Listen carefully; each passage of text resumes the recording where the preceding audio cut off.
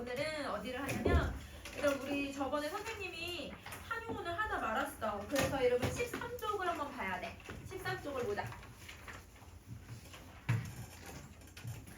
자, 여러분 한용운은 6개의 특징을 가지고 있다고 했잖아요. 여러분 제일 먼저 님의 존재를 무조건 설정을 하고 주제와 상실에 대해서도 이야기를 하고 그리고 다양하게 해석을 할 수 있어서 다양하게 3가지로 해석했었지 얘들아. 님을 연인으로도 해석할 수 있고 그 다음에 절대자로도 해석할 수 있고 그 다음에 조국으로도 해석할 수 있다고 이렇게 정리를 했었어. 불교에 대한 이야기를 많이 한다고도 얘기를 했었죠. 그리고 경어체를 쓴다. 그래서 여러분 이 일반적인 이런 여러 가지 특징들을 가지고 있으니까 이걸 작품에 이제 적용을 한번 해보자. 자, 여러분 제일 먼저 수의 비밀. 자, 여러분 제목을 보면 수의 비밀이라고 하는 말이 들어가 있는데 그러면 여러분 뭔가 수에 대한 이야기를 할 것 같은데 이 수가 뭐 숫자일 수도 있고 얘들아 우리 자수를 놓는다 할 때 그 자수일 수도 있고 수가 뭔지는 모르겠지만 뭔가 수에 대한 비밀에 대해서 얘기를 하려고 하나 보다. 그러면 여러분 제목을 통해서 빨리 예상을 해야 되는 게 뭐야? 화자가 말하고자 하는 비밀이 뭘까? 그 비밀을 찾는 게 중요하겠지? 그래서 여러분 제목에서 우리는 이 비밀을 찾는 게 중요하다라고 하는 걸 생각을 해주면 좋을 것 같아. 자, 그러면 1년부터 한번 시작해봅시다. 나는 당신의 옷을 다 지어 놓았습니다. 그러면 여러분 지금 여기서 이 당신이 우리가 여러분 앞에서 우리 저번에 봤던 님에 대한 설정이라고 생각을 해주면 되겠지. 당신이라는 표현을 썼으니까. 그러면 화자는 지금 무슨 상황이냐면 당신을 위해서 옷을 만들고 있는 상황이야. 자, 그래서 여러분 옷을 만든다라고 하는 행위를 한번 생각을 해보면 자, 여러분 혹시 바느질 해본 적 있니? 바느질 얘들아 중학교 때 얘들아 기술과정 과목 있지 얘들아? 그 시간에도 하고 그쵸? 바느질에 대한 이야기예요. 그러면 여러분 사실 바느질 쉬운 게 아니다 얘들아? 혹시 얘들아 뜨개질 같은 거 해본 적 있어 얘들아? 뜨개질도 얘들아 하면 좀 어려워. 아니면 얘들아 십자수 이런 것도 좀 어렵고 그 물 이렇게 털어.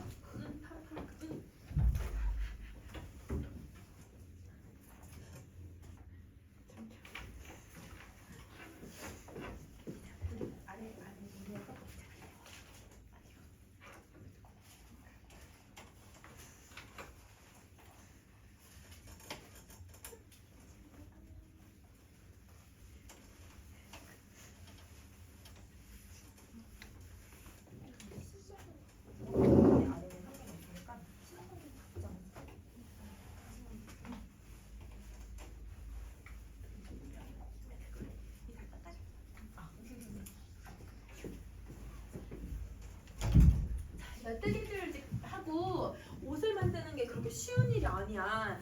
되게 오랜 시간 동안 옷을 만들어야 되거든. 그러면 당신을 위해서 옷을 만든다라는 거는 당신을 위해서 내가 온갖 정성과 사랑을 다하고 있다는 뜻이야. 그래서 여러분 이 옷을 짓는 행위는 여러분 아주 옛날부터 지금까지 얘들아 모든 얘들아 어느 나라에서든 여러분 옷을 만드는 행위는 무조건 정성과 사랑을 얘기를 해. 그래서 여러분 좋아하는 사람이 생기면 여러분 뭐 만들어주고 싶고 그런 거 없어 얘들아? 아니야? 선생님 종이학 1000마리도 적어봤고 있더라. 옛날에 그럼 뜨개질도 해다가 애씨 이건 도저히 내 성격에 맞지 않다 해가지고 엄마한테 대신 짜주라고 한 다음에 남자친구한테 선물했어. 내가 짰다고. 그래서 그런 적도 있고 여러분 내 사랑과 엄마의 정성과 사랑이지만 내 사랑이라고 표현을 해가지고 일단 주기는 했지만 뭔가 만들어주는 것이 여러분 사랑과 정성이라고 생각을 해주면 돼. 이게 아까도 얘기했지만 어느 나라이든 어느 시대든 어떤 여러분 사람이든 누구나 동일하게 생각을 하고 있는 거라서 어떤 인간이든 다 이런 동일한 생각을 가지고 있는 거를 우리는 원형적 상징이라고 해.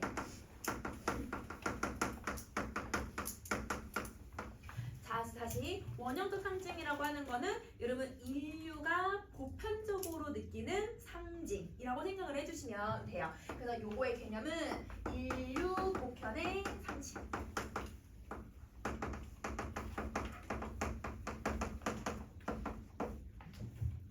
인간이면 누구나 느끼는 이미지라고 생각을 해주면 돼. 그래서 옷을 만드는 행위는 무조건 여러분 보편적인 이미지를 가지고 있다. 아 그러면 화자는 첫 문장부터 자신의 사랑이 이 정도다라고 하는 걸 표현을 하고 있다고 생각을 해주면 돼. 자, 시비도 지었고요. 도포도 지었고 자리옷도 지었대요. 근데 여러분 이 옷들의 이름은 여러분 대부분 다 처음 들어보는 이름이죠. 이 옷들이 대부분 한복이야, 한복. 그럼 여러분 시미는 뭐냐면 여러분 남자들이 옛날에 관직 생활을 할 때 관직 관복 위에 입는 두루마기 같은 걸 시미라고 해. 그러면 여러분 내가 상대방을 위해서 옷을 만든 게 얘들아 관복이고 남자들이 입는 옷을 만든다는 건 상대방이 성별이 뭐야 얘들아? 남성이고 화자는 그럼 누가 되는 거야? 여성인 거야. 맞아. 그러면 여러분 이 심이라고 하는 단어에서 여러분 당신의 성별을 알 수 있는데 당신은 남성이 돼야 되고 화자는 여러분 여성이라는 것을 알게 해주는 단어가 돼요. 그래서 여러분 심이는 화자와 이 대상의 성별을 알 수 있게 해주는 단어다. 이렇게 정리해주면 돼. 자, 근데 여러분 심이만 만든 거 아니야. 얘들아 심이도 아까 얘기했지만 관복 위에 걸치는 옷이야. 그러면 얘들아 뭔가 위에 걸치는 옷들은 대부분 자수도 많이 넣어놓고 정말 화려하고 길고 이러단 말이야. 그러니까 옷을 만드는 게 쉽지는 않아. 근데 여러분 그것만 만든 게 아니라 도포라고 하는 옷도 만들었고 자리옷도 만들었다는 거 옷을 한두 번을 만든 게 아니잖아요. 그러면 여러분 여러 번을 만들어서 얘들아 무슨 편법을 쓰고 있냐면 열거법을 사용을 하고 있는 거네. 그러면 여러분 이렇게 열거를 사용을 하면 어떤 효과를 얻을 수 있냐면 아 화자가 정말 많이 이 사람을 사랑하는구나. 사랑의 정도를 알 수 있어. 하나 만드는 것도 힘든데 벌써 새 옷이나 만들었잖아. 그치? 그래서 이거는 사랑의 정도를 표현을 해주고 있다. 사랑의 정도를 열거법을 통해서 제시하고 있어요. 자, 그 다음 다시 갈게. 짓지 아니한 건 작은 주머니에 수놓는 것뿐입니다. 그러면 여러분 대부분 다 완성했거든? 근데 딱 하나 완성 안 한 게 있대. 주머니에 수놓는 거. 이것 빼곤 다 완성을 했대요. 근데 여러분 여러분 생각해봐. 내가 좋아하는 사람이 있으면 뭔가 선물을 주고 싶은 게 당연하니까 이런 마음을 전달하려고 하는 거잖아. 그런데 여러분 선물 준비해놓고 이거 빨리 주고 싶어? 아니면 천천히 주고 싶어?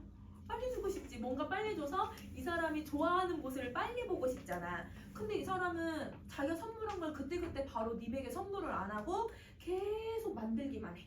그리고 그거를 얘들아 술을 완성하지 않고 일부러 계속 미완성인 상태로 내버려 두고 있어.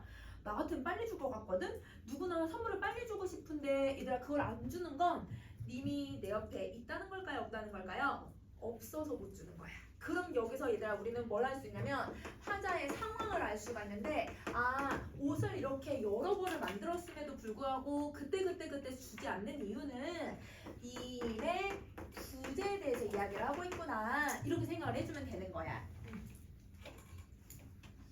그러면 여러분 이걸 갖고 우리는 좀 더 자세하게 생각을 해보면 옷을 한 번만 만든 게 아니라 아까 세 번 만들었다고 했지? 그러면 여러분 님의 내 곁을 떠난 지 오래됐다는 걸까 아니면 조금밖에 안 됐다는 걸까? 오래되었다. 그렇지. 그러면 여러분 아 기다림이 오래되었다. 이것도 확인할 수 있는 거야. 그래서 여러분 이 하룡원이라고 하는 작가는 저번 시간에도 얘기했지만 부재에 대한 이야기를 많이 하고 있기 때문에 왜? 우리나라도 없고 조국도 빼앗겼고 절대자를 찾는 게 쉽지는 않잖아. 그래서 이 기다림이나 얘들아 부재에 대한 이야기를 무조건 하니까 아 그래서 옷을 만들어 놓고도 못 주고 있구나 이렇게 생각해주면 되는 거야. 알겠지? 그럼 다시 할게. 이어가자. 그 주머니에는 내 손때가 많이 묻어 있습니다. 자 그럼 봐봐 얘들아. 원래 옷을 줄 때 새 옷을 줘야지 얘들아 막 때 묻은 거 주면 돼 안 돼? 안 되지. 근데 여러분 주머니에 뭐가 많이 생겼대요 여러분?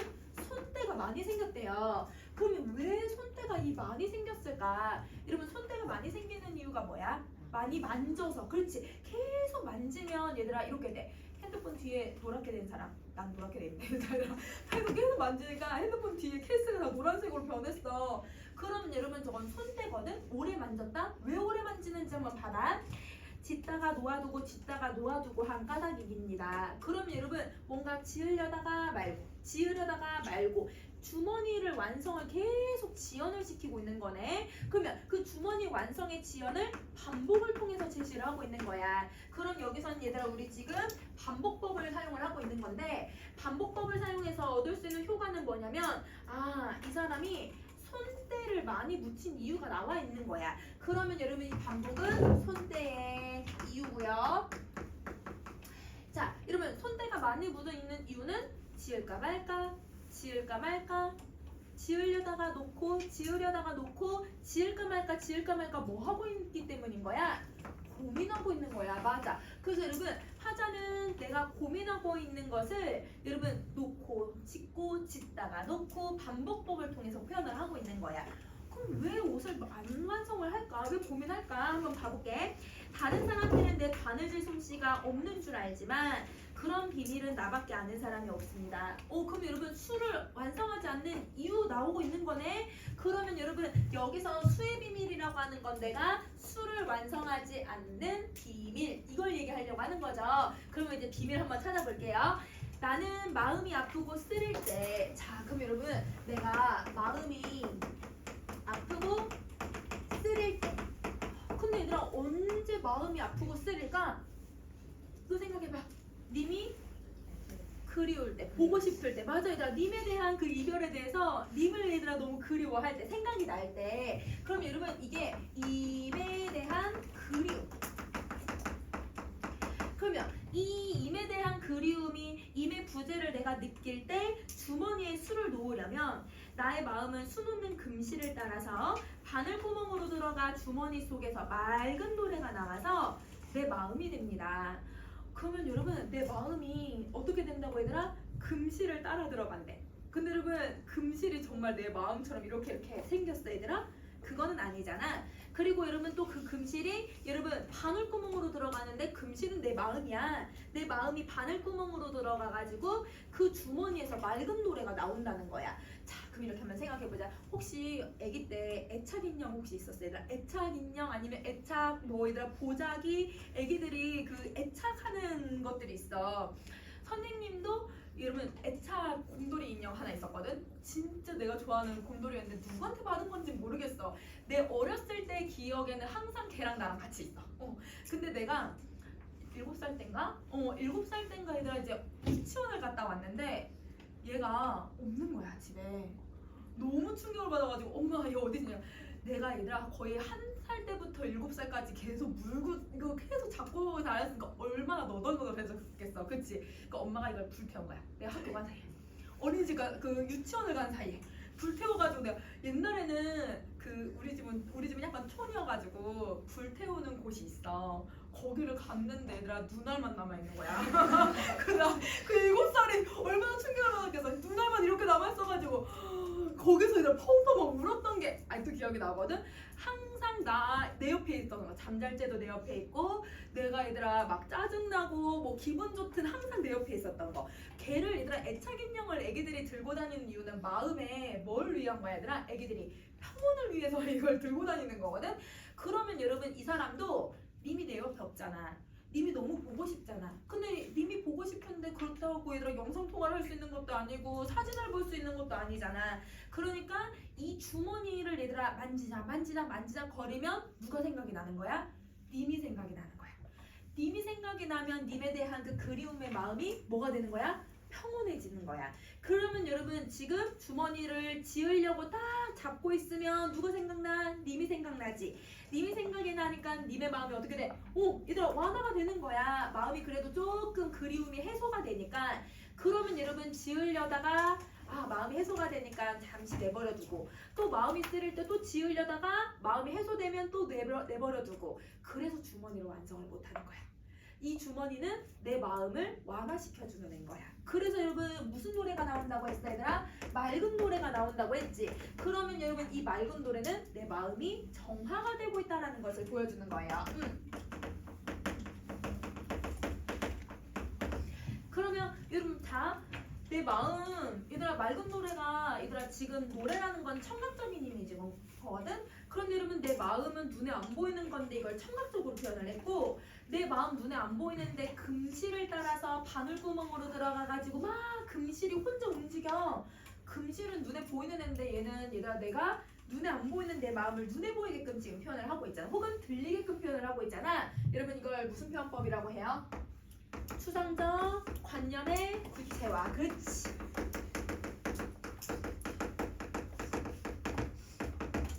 추상적 관념의 구체화인 거야. 그래서 여러분 이 지문은 나의 얘들아 이 마음을 해소하기 위해서 정화하기 위해서 여러분 일부러 추상적관념의 구체화를 통해서 화자의 마음을 제시하고 있다 이렇게 생각을 해주면 되는 거야. 자, 그 다음 다시 할게. 이게 비밀 1번. 여러분 그럼 비밀 1번은 이 주머니를 완성하지 않는 이유는 내 마음의 정화를 위해서다 이렇게 생각해주면 되는 거지. 자, 이제 두 번째 할게요. 그리고 아직 이 세상에는 그 주머니에 넣을 만한 무슨 보물이 없습니다. 자, 여러분 우리가 선물을 할 때 그 선물에 맞는 격식을 차려줘야 되는 것도 사실 예의거든요. 그래서 여러분 만약에 지갑을 선물하잖아요. 지갑만 주면 안 돼요. 여러분 지갑 안에 돈도 넣어줘야 돼요. 왜냐면 그 쓰임새가 얘들아 지갑이니까 이게 약간 미신인 것 같아. 여러분 지갑을 선물할 때는 지갑 안에 항상 돈을 넣어줘야 돼. 왜? 지갑은 돈을 들고 다니는 거니까 돈을 넣어준 지갑이 있어야 부자가 된다라고 하는 그런 속설이 있어. 그래서 1,000원이든 2,000원이든 얘들아 거기다 돈을 넣어서 선물을 해줘야 돼.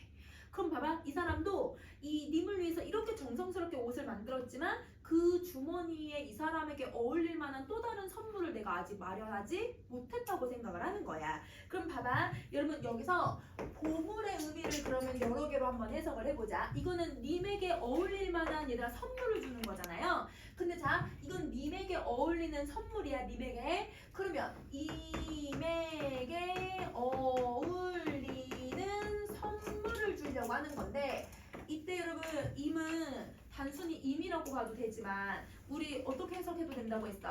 절대자로 해석해도 되고 부처라고 해석해도 되고 조국으로 해석을 해도 된다고 했잖아. 그러면 여러분 이 임을 만약에 내 사랑하는 연인이라고 한다면 이 연인에게 내가 줘야 되는 가장 좋은 선물이 뭐예요? 그 사람에게 변치 않는 사랑을 주는 것. 그러면 여러분 이때 이 보물은 사랑으로도 해석을 할 수 있는 거야.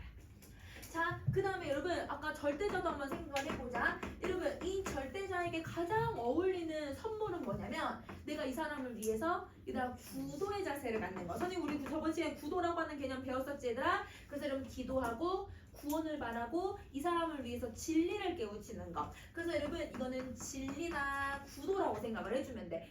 나는 아직 얘들아 진리를 깨우치지 못한 스님인 거야. 진리를 못 깨우치니까 절대자에게 가까이 다가갈 수가 없으니 그 진리를 깨우치면 그 사람에게 가겠다라고 하는 의미로 아직 보물을 완성하지 못했다라고 볼 수 있는 거지.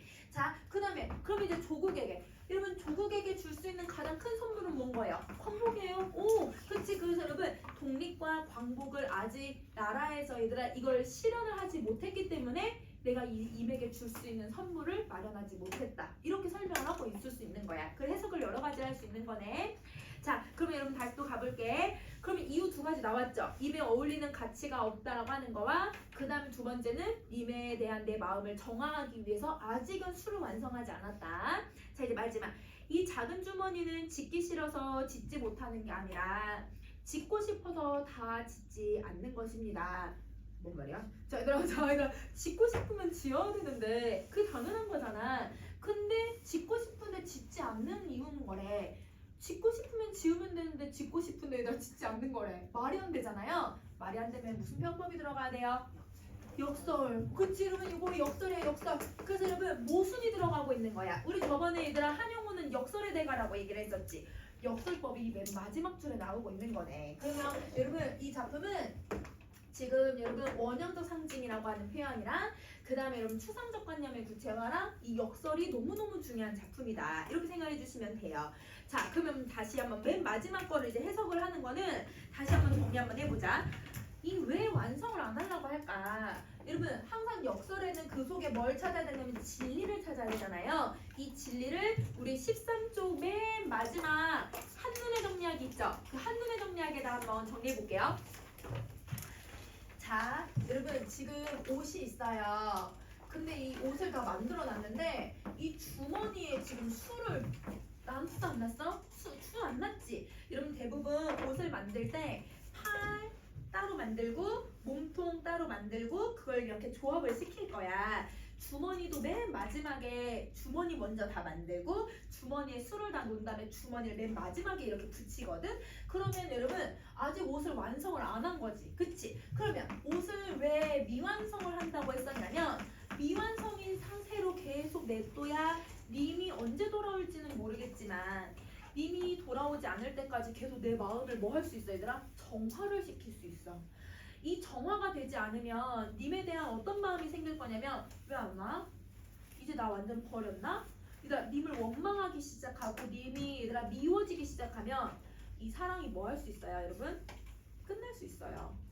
내 사랑을 끝내지 않기 위해서 일부러 미완성의 상태를 냅두는 거예요. 왜? 내 마음을 정화하면 님이 미워지는 마음이 안 생기거든. 그러면 여러분 이거는 나의 사랑을 유지하기 위해서 일부러 미완성인 상태를 지속시키고 있는 거다. 이렇게 생각을 해주면 되는 거야. 그러면 여러분 화자는 의도적으로 여러분 미완성을 지연을 시키는 거예요. 이게 비밀인 거예요. 의도적으로 지연을 시킨다는 건 여러분 사랑을 끝내고 싶지 않은 거야.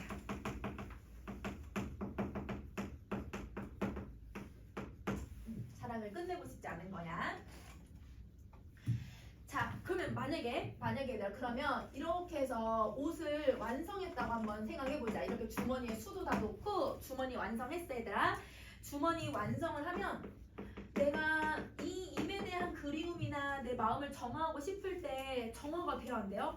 정화가 안 돼요. 왜냐면 이제 주머니가 없거든요. 정화가 되지 않으면 여러분 사실은 나의 사랑이 끝나요. 그러면 나는 내 사랑을 계속 끝내지 않기 위해서 최선의 노력을 다하고 있다고 생각을 해주면 되는 거야. 나중에 여러분 만약에 연애를 하게 되면 뭐 다양한 연애가 있겠지만 만약에 얘들아 원거리를 하잖아요. 선생님 원거리 연애를 해봤었는데 못 보면 여러분 좀 뭐라고 하지? 소원해지는 게 있기는 해. 조금 마음이 멀어지는 게 좀 있어. 그러면 일단 멀어지지 않으려면 서로가 노력을 해야 되거든. 뭐 그 사람한테 더 연락을 자주 한다든지 아니면 어쩌다 한 번씩은 또 보러 간다든지. 근데 여러분 선생님이 원거리를 대학생 때 했는데 얘들아 대학생 때 돈이 있겠니? 아니면 얘들아 뭐 시간이 있겠니? 그러니까 원거리를 하다가 마음이 소원해지는 거야. 그러면 여러분 내가 마음이 해소가 안 되고 뭔가 얘들아 노력을 하지 않으면 내 사람 그냥 끝나는 거거든? 그러다 헤어질 수 있는 거지. 그런데 그 사람과 소원해지면 얘들은 다시 내가 마음을 얘들아 다잡기 위해서 뭔가를 해야 되는 거잖아. 그러면 여러분 내 사랑을 유지하기 위해서 이 사람은 쓴 방법이 수를 완성하지 않는 것. 이게 비밀이라고 생각을 해주면 되는 거야. 자, 그러면 여러분 다시 정리해 볼게. 옷을 찢는 행위를 다시 한번 정리를 해보면 옷 찢는 행위. 자, 여러분 옷 찢는 행위는 아까도 얘기했지만 님에 대한 나의 뭐예요, 여러분? 사랑이라고 얘기했죠, 그렇죠?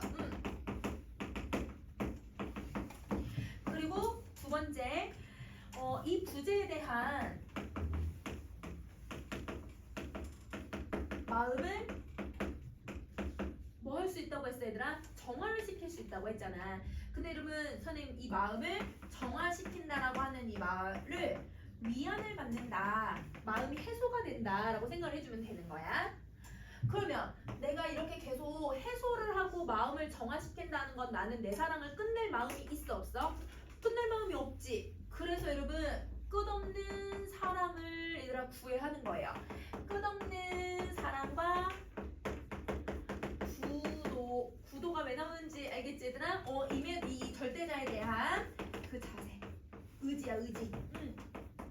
그래서 여러분 이 지문을 의지적 태도를 가지고 있다라고 하면 사실 얘들아 이거 틀린 거 아니야. 화자는 내 사랑을 지키기 위해서 어떻게든 노력을 다하고 있는 거거든. 그래서 여러분 요 옷 찢는 행위는 이 작품에서는 이런 다양한 의미를 가지고 있다라고 생각을 해주면 될 것 같아.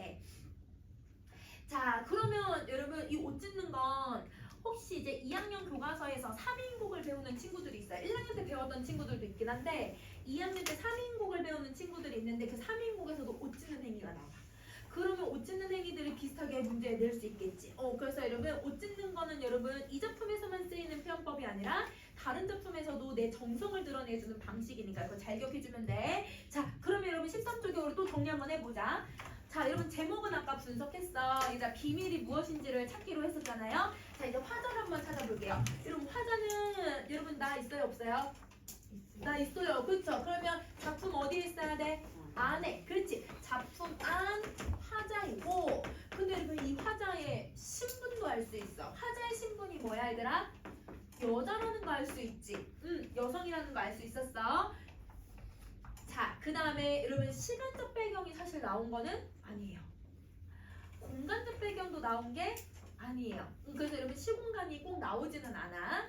자, 그 다음에 사건은 나왔죠. 여러분 사건이 뭐냐면 이미 내 곁에 있어 없어? 없어. 부재해. 그치? 임의 부재로 인해서 내가 옷 찢기를 계속 하고 있다라고 하는 게 이게 상황인 거지.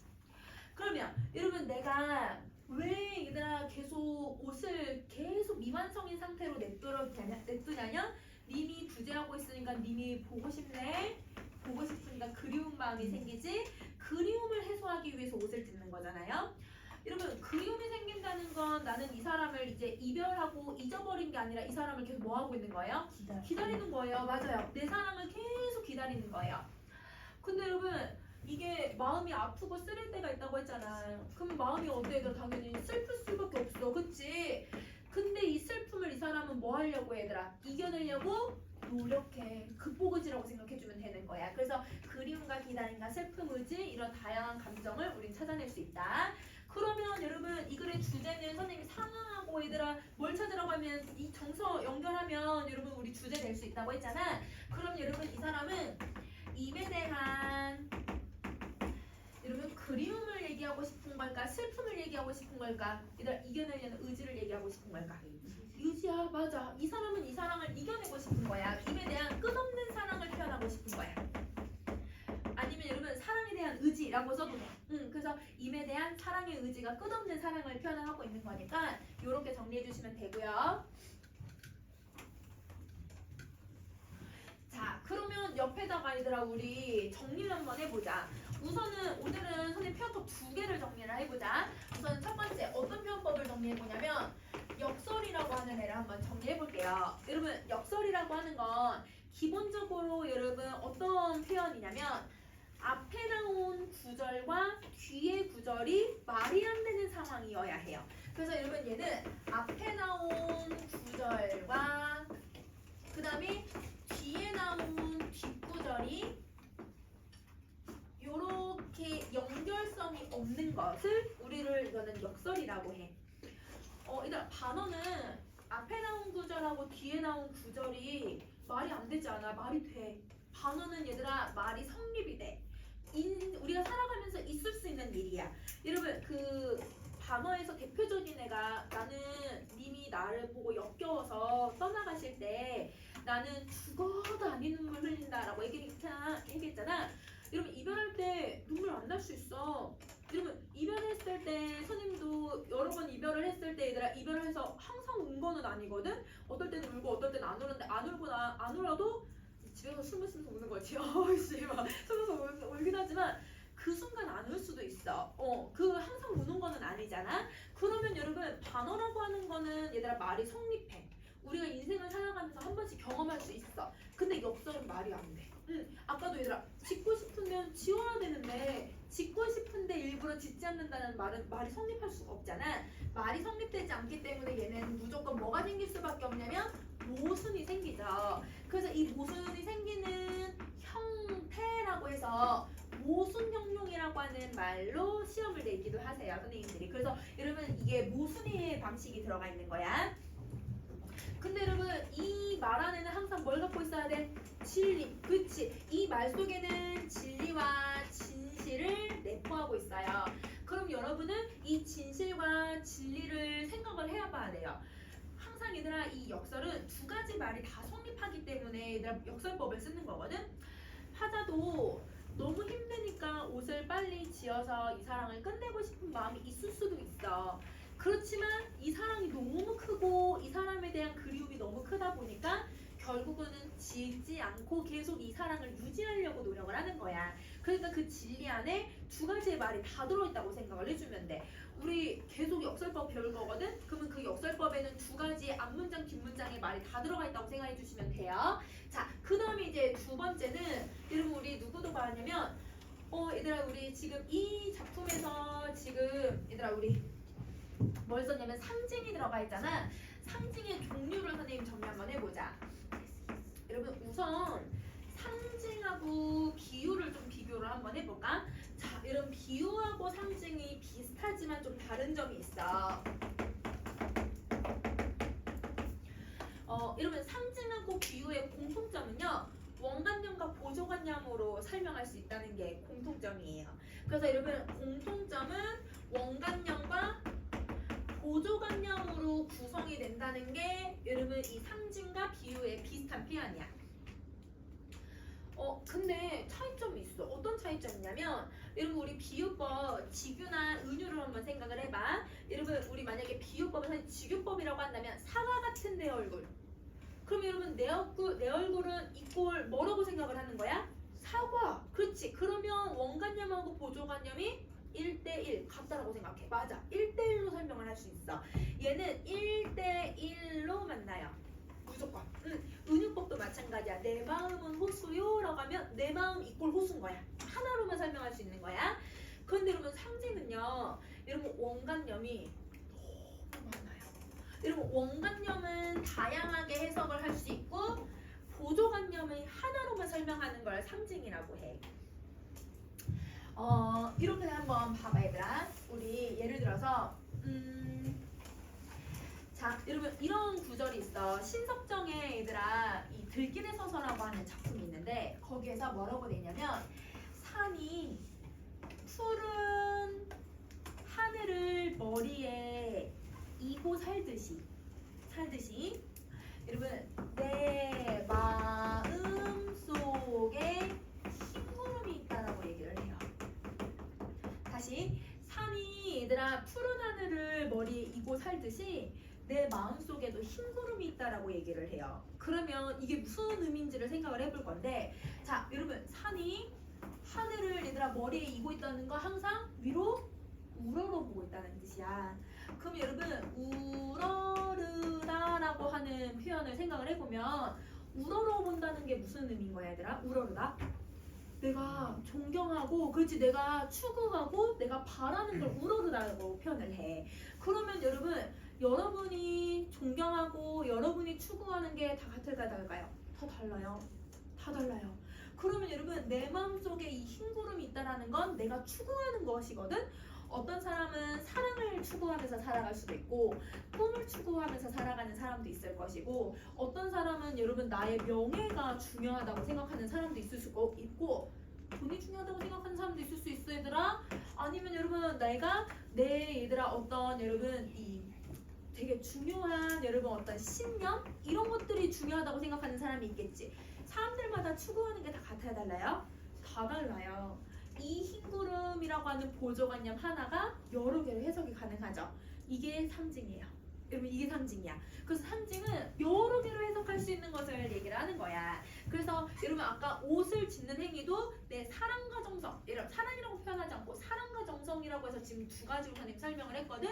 이런 게 얘들아 여러 가지로 해석이 되는 방식이라고 생각을 해주면 돼. 그러면 요게 있고 그 다음에 여러분 또 중요한 거는 비유법은 원관념이 얘들아 대부분 드러나는 경우들이 많아. 그래서 얘는 두 번째 특징은 원관념이 그래도 여러분 약간 직접적으로 제시가 되어 있어요. 그런데 여러분 이 상징은 여러분 원관념이 너무 많잖아. 왜냐면 받아들이는 사람마다 해석이 다르게 할 수 있으니까 원관념이 없어. 안 드러나 작품에. 그래서 얘는 원관념이 얘는 작품에 없어요. 이렇게 생각을 해주면 돼. 조금 차이점이야.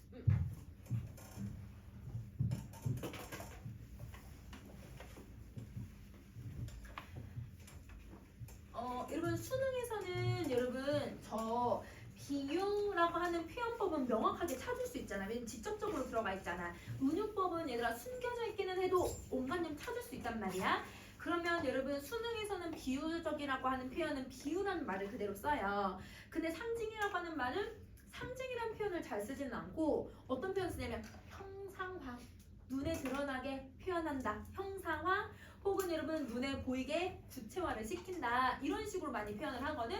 그래서 우선 상징과 비유는 조금 차이점이 있다. 이렇게 생각을 해주면 될 것 같아.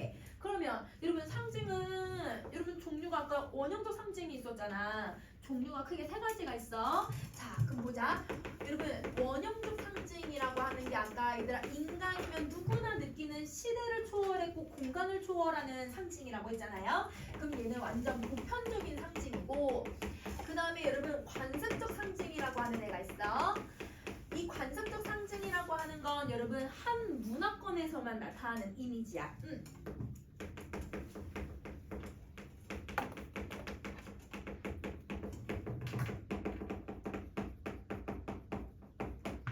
그러면 여러분 원형적 상징은 전 세계. 그 다음에 관습적 상징은 한 문화권. 그러면 동양 문화권이나 우리나라에서만 나타나는 이미지. 그러면 여러분 서양에서는 대나무를 어떻게 생각할까요? 그냥 대나무야. 근데 우리나라는 대나무를 뭐라고 받아들여 얘들아? 치료돌개. 그렇지. 이렇게 생각을 한단 말이야. 그게 동양과 서양의 문화권 차이 때문이야. 이런 상징을 관습적 상징이라고 해.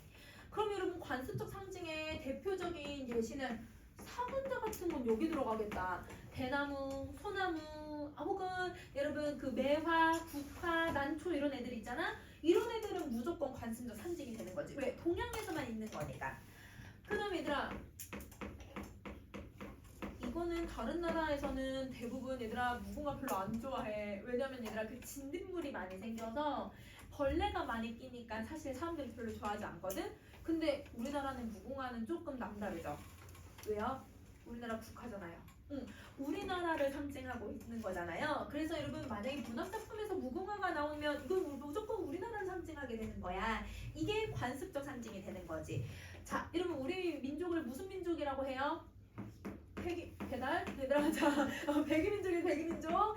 그래서 여러분 우리는 흰 옷을 입는 민족이야. 그래서 여러분 일제강점기 때 소설들을 보면 주인공이 얘들아 막 투쟁을 하거나 주인공이 얘들아 막 저항하는 사람들이 나올 때 그들이 대부분 하얀색 옷을 입고 있어.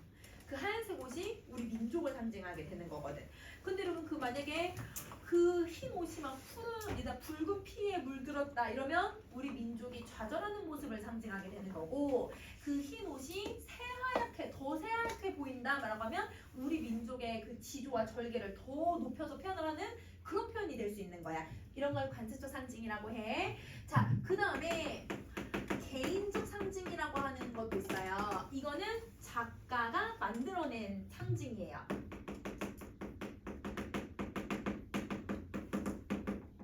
대부분 현대시에서 쓰이겠지? 대부분의 현대시는 개인적 상징을 쓰죠. 요 세 가지가 조금 다른 얘들아 종류야. 이 세 가지야, 세 가지. 자, 그러면 여러분 이렇게까지 여러분 정리해 주셨으면 그러면 여러분 다음 페이지로 넘어가서 김영란을 조금 볼게요.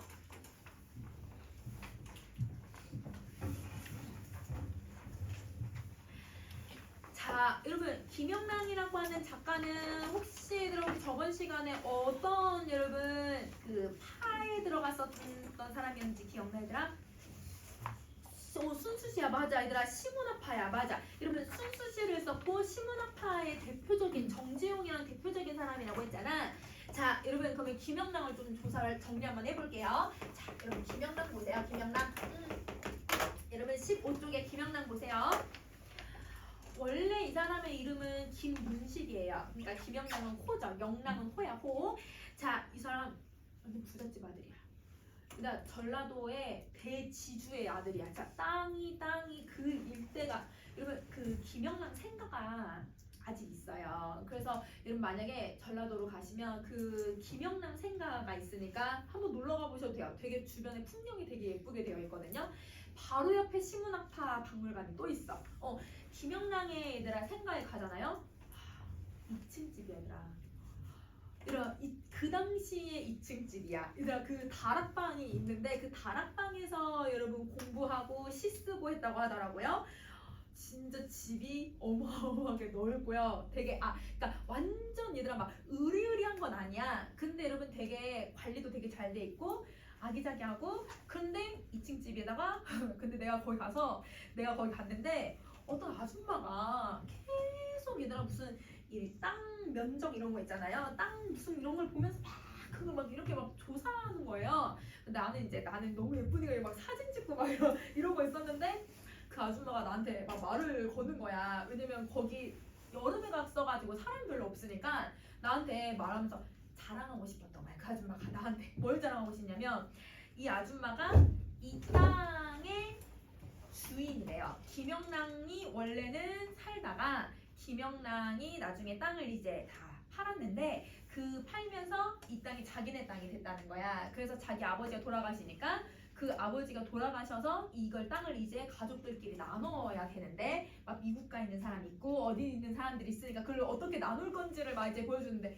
여기서부터 여기까지가 원래 김영랑의 땅이었는데 뭐 하면서 보여준대. 얘들아 그 땅 진짜 엄청 부자였어. 얘들아 그 일대 전체가 다 김영랑의 땅이었고 그거를 이 사람들이 뭐 물려받았나 하여튼 이 사람들이 샀나 뭐 이렇게 해가지고 그 사람들이 막 그 사람 나한테 땅 자랑하려고 그래서 막 자랑을 하는 거야. 그래서 김영랑 대단하네요. 근데 아줌마는 나는 김영랑이 되게 부자였네요. 옛날 부자였다는 거 아줌마 이 정도로 부자라는 거 난 지적도를 받잖아. 지적도를 받지만 아줌마가 듣고 싶었던 거 자기 땅이 많다라는 걸 이제 나한테 자랑하고 싶었지만 난 계속 김영랑 칭찬을 했지 일부러. 왜냐면 말을 계속 걸 거니까. 그래서 진짜 엄청 부자였어. 그런데 이 사람이 유학을 갔다 와서 이제 많은 얘들아 문물들을 배우고 왔잖아요.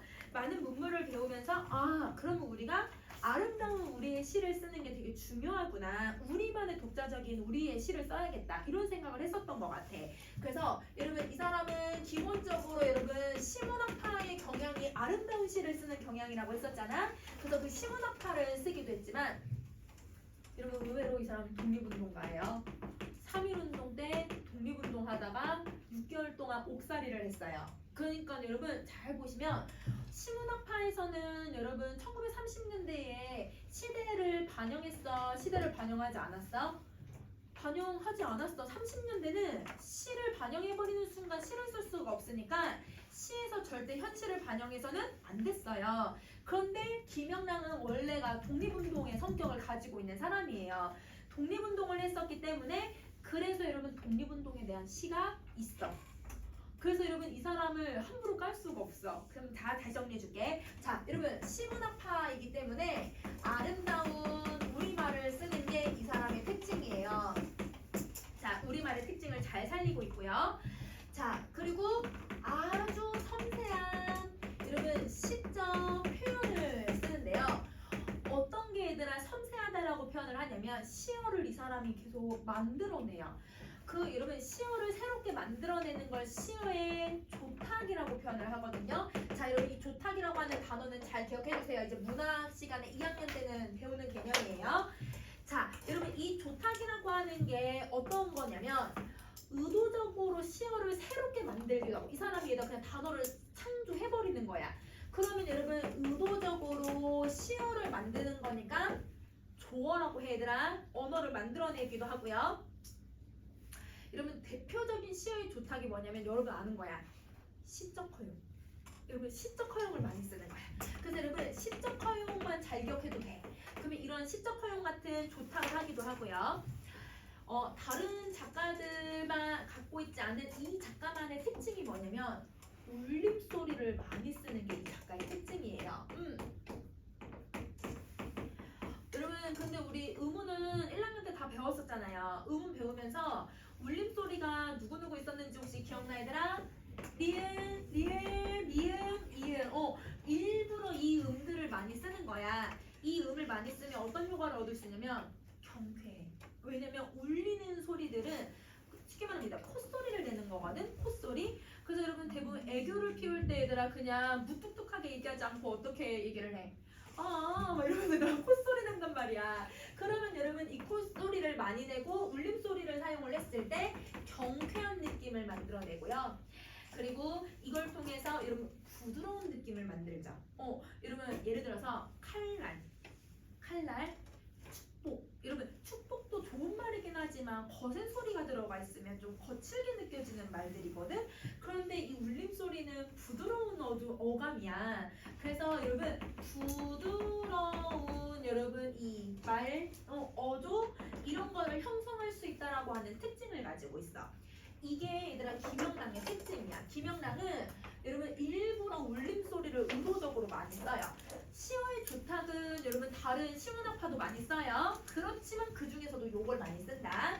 자, 그 다음에 이렇게 해서 여러분 선생님이 어떤 내용을 많이 쓴다고 했어? 이런 아름다운 말과 아름다운 시적 표현을 가지고서 인간의 아름다운 정서, 인간의 여러분 그 아름다운 기대하고 있고요. 그럼 여러분 정서를 앞에 말 뒤에 말 이렇게 바꿔봐. 무슨 말이 나와 얘들아?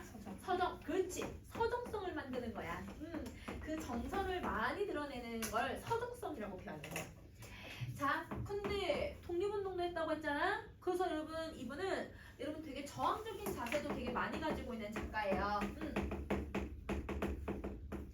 그래서 이 식민지를 너무 답답해하면서 그 절망하는 모습도 보여주기도 하고 회의하는 모습도 보여주고 이겨내야겠다라고 하는 의지를 보여주기도 해. 결국은 얘들아 40년대에는 너무 압박이 되게 심했어. 김영랑이 되게 유명한 작가이니까 이 일본 사람들이 이 김영랑을 회유를 하고 싶어해. 왜냐면 저항하는 시를 은근히 돌려서 써버리거든. 근데 그 저항하는 시는 대놓고 쓴 게 아니니까 잡아들이긴 좀 애매하고 시를 예쁘게 쓴 대부분 좀 예쁘게 쓰니까 이 작가를 어떻게든 회유해서 왜냐면 문학적 영향력이 있는 사람이니까 회유를 해서 좀 친일을 만들면 어떨까 해가지고 일본 사람들이 막 회유를 엄청 많이 했거든요. 회유도 하고 협박도 하고 가족들 죽이겠다 뭐 하겠다 막 이렇게 협박을 해도 결국 그러면 나는 더러워서 시를 안 쓰지. 40년대에 아예 시를 절필해버려. 아예 그 이후로 한 번도 쓰지 않아. 그래서 이분은 자신에 대한 그 시에 대한 고유한 정신을 어떻게든 지켜나가려고 했던 거야. 절필을 해서라도. 그렇게 생각해주면 돼. 그러면 여러분 바로 그 위에 독을 차고라고 하는 작품을 한번 봐줘. 자, 독을 찬데 얘들아 마음에 도끼를 품는 거야. 얘들아 우리 도끼를 품는다는 게 뭐야? 나 이거 해낼 거야 라는 의지인 거잖아. 자, 어떤 의지를 가지면서 살아가는지 봐봐. 나는 독을 차고 선선히 가리라. 여러분 선선히가 천천히가 아니야. 거침없이 가겠다라고 하는 우리 순우리말이야. 그러면 거침없이 갈 거래요. 그러면 여러분 이 사람은 누군가가 나기를 막아도 나는 독을 차고서 앞으로 나갈 거야. 가리라 나왔잖아요 여러분. 이거 무슨 시제예요? 미래시제죠. 여러분 근데 미래시제는 무슨 태도를 가지고 있어요? 의지적 태도 가지고 있잖아요. 화제의 의지 드러내고 있는 거예요. 자, 마금날. 여러분 마금날은 내 인생의 마지막 날. 그럼 여러분 마지막 날이니까 내가 뭐 하는 날이야? 죽는 날이야. 내가 죽는 날 나의 외로운 혼을 건져내기 위해서. 여러분 내 혼이 왜 외롭냐면 나 혼자 내 갈 길을 가고 있으니까. 내 갈 길을 가는 나의 그 꿋꿋한 나의 이 영혼을 그걸 지켜내기 위해서라도 나는 독을 차고 가겠다 이렇게 얘기하고 있는 거야. 그러면 여러분 자기가 살아가는 삶에 대해서 삶에 대한 후회를 남기지 않겠다.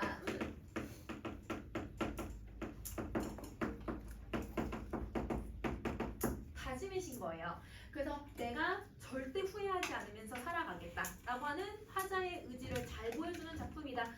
그러면 여러분 선생님 여기에 나오지는 않았지만 사실 그 위에 일제를 상징하는 여우랑 승냥이들이 나와. 그 여우와 승냥이가 내 마음을 다 뜯어먹어. 나를 잡아먹어. 그러면 여러분 이 승냥이가 나를 잡아먹는다는 건 여러분 상황적으로 봤을 때 일본이 나를 핍박하고 나를 압박하고 나를 잡아먹는다 하더라도 나는 독을 차면서 살아가겠다. 근데 여러분 잘 봐. 내가 왜 독을 차는지 잘 생각해봐. 내가 잡아먹히면 내 몸에 지금 뭐가 갖고 있다고 했지 얘들아? 독을 가지고 있다고 했잖아. 그럼 날 잡아먹는 여우와 승냥이 어떻게 될 거야? 죽어. 내가 내 몸을 독을 차서 내가 죽는 한이 있더라도 나를 먹는 일본, 나를 핍박하는 일본은 언젠가는 나로 인해서 죽을 거야. 이런 식으로 얘기하는 작품인 거야. 그래서 이 사람은 일본에 대한 아주 강한 이 각오를 드러내고 있는 작품인 거지. 이렇게 얘들아 굳은 의지를 가지고 있는 사람이 어떻게 예쁜 마음을 드러내고 있는지 14조금을 잠깐 쉬면서 얘들아 쉬고 다시 이어서 한번 해볼게요. 자 볼게요. 여러분 14조 여러분 총 12줄로 되어 있는 지문이야. 그 12줄을 우리 한번 쭉 정리 한번 해보자. 여러분 제목을 먼저 딱 봤더니 제목이 뭐라고 되어 있냐면 모란이 피기까지는 이라고 되어 있어. 자 여러분 여기서 제목에서 여러분이 눈으로 확인할 수 있는 애 하나 있잖아요. 모란. 그렇지. 그러면 눈으로 확인할 수 있는 이 모란이 바로 시적 대상이죠. 그러면 여러분 우리가 제목에서 알 수 있는 게 시적 대상을 알 수 있는 거야. 이 시적 대상을 딱 보고서 아 모란에 대해서 얘기할 거고 모란이 피기까지는 화자가 뭘 할 건지가 상황이 있구나 이렇게 생각해주면 해주면 되는 거야. 자, 한번 가보자. 1번. 모란이 피기까지는 나는 아직 나의 봄을 기다리고 있을 테요. 그러면 여러분 모란이 피는 시기가 언제인지 혹시 알아, 얘들아?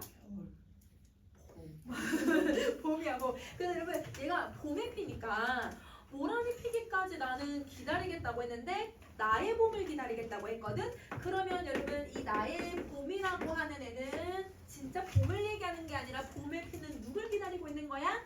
모란을 기다리는 거야. 그러면 여러분 얘가 보조관념이고 원관념이 지금 나왔네. 모란이라고.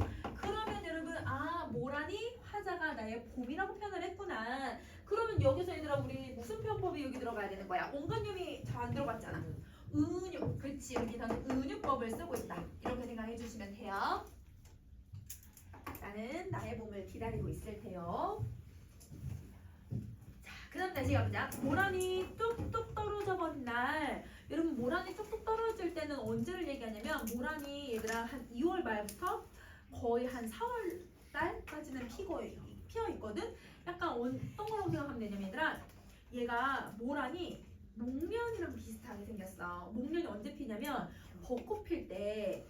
봄에 피는데 봄에 그 벚꽃 필 때 옆에 하얀색이나 혹은 자주색으로 엄청 크게 이렇게 꽃봉오리가 이렇게 벌어지는 꽃 길 가다가 많이 봤을 텐데 이 주변에 되게 많거든 얘들아. 그래서 벚꽃 필 때쯤에 피는 꽃이야. 근데 벚꽃은 금방 지잖아. 한 며칠 있으면 금방 지지만 모란은 얘가 되게 오랫동안 펴 있거든요. 그래서 그 오랫동안 펴 있다가 얘가 떨어지는 거니까 봄이 한창 늦은 늦봄이라고 생각을 해주면 돼. 그만 봐봐. 모란이 뚝뚝 떨어져 버린 날 나는 비로소 봄을 여인 서러움에 잠길 테요.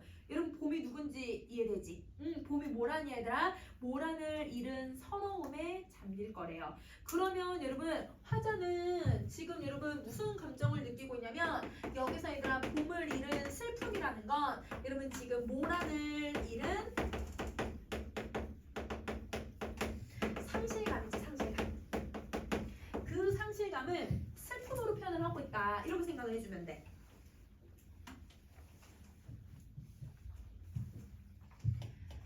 자, 그 다음 여러분 우리 두 번째 줄하고 네 번째 줄을 한번 보세요. 여러분 두 번째 줄 맨 마지에 종결어미를 한번 봐줄까? 여러분 종결어미가 어떻게 되어 있냐면 뭐뭐 할 테요.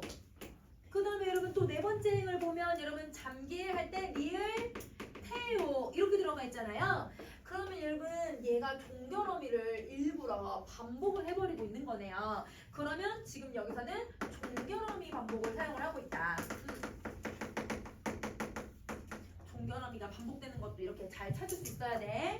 자, 그러면 여러분 이렇게 종결어미를 반복을 했을 때 얻을 수 있는 효과를 한번 생각을 해보면 기본적으로 문장 구조가 조금 비슷하게 표현을 하는 거야. 그럼 여러분 이때 우리 유사한 문장 구조라고도 하지만 다른 말로 뭐라고도 불러? 통사 구조.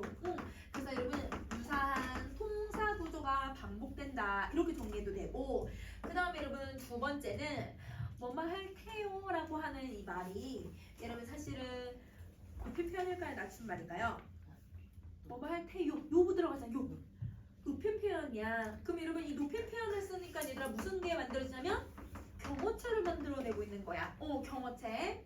그러면 경어체를 만들어내면 여러분 이게 선생님 남성적인 어조를 만든다고 했어요? 여성적인 어조를 만든다고 했어요? 여성적 어조를 만드는 거야. 요즘은 얘들아 학교에서도 선생님들이 뭐 남성, 여성 이런 걸 잘 나눠서 설명하지는 않으시지만 그래도 여러분 여성적 어조가 만들어지는 애들은 기본적으로 부드러운 어조를 만들고 있다고 생각해주면 돼. 그래서 이렇게 정리하면 될 것 같아. 자, 그럼 여러분 화자는 봄이 돼서 봄이 얘들아 되어가지고 늦봄이 돼서 꽃이 떨어질 때는 상실감을 느끼고 꽃이 떨어진 뒤부터는 꽃을 필 때까지 기다리겠다고 얘기하고 있구나.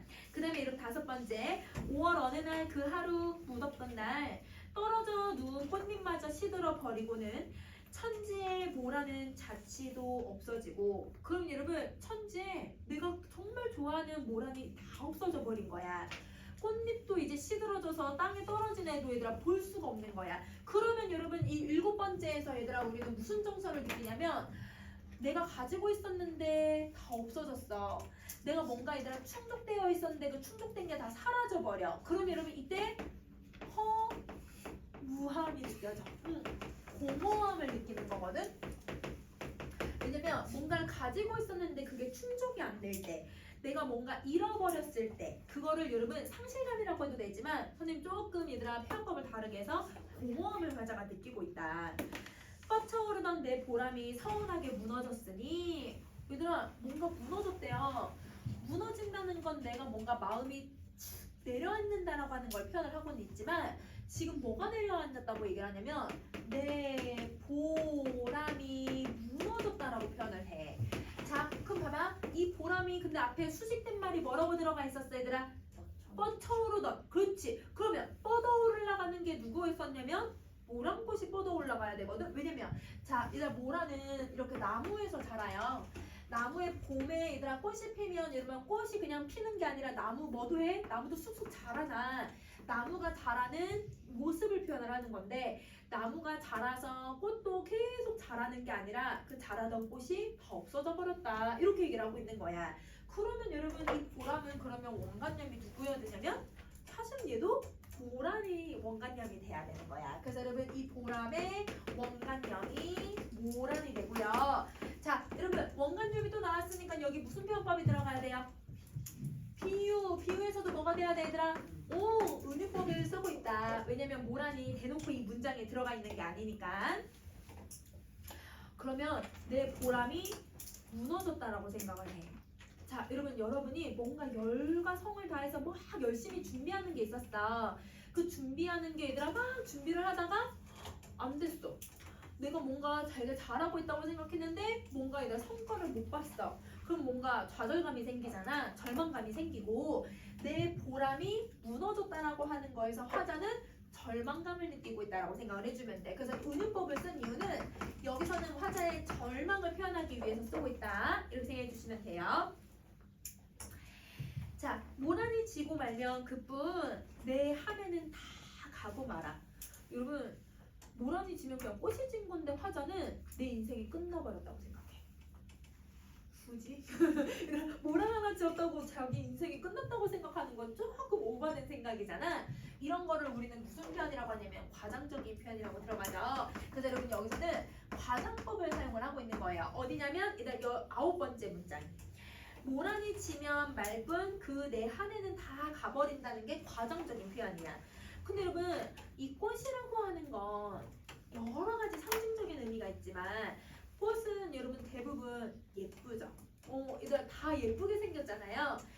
내 인생이 아름다운 것만 이 사람이 계속 추구를 하는 거야. 내 인생이 아름다워야 되는데 그 아름다움이 무너져 버리니까 내 인생이 끝났다고 생각을 해버리는 거야. 오롯이 아름다움만 추구하는 태도인 거거든. 그러면 여러분 이거를 조금 어려운 말로 유미주의적 태도라고 얘기를 해요.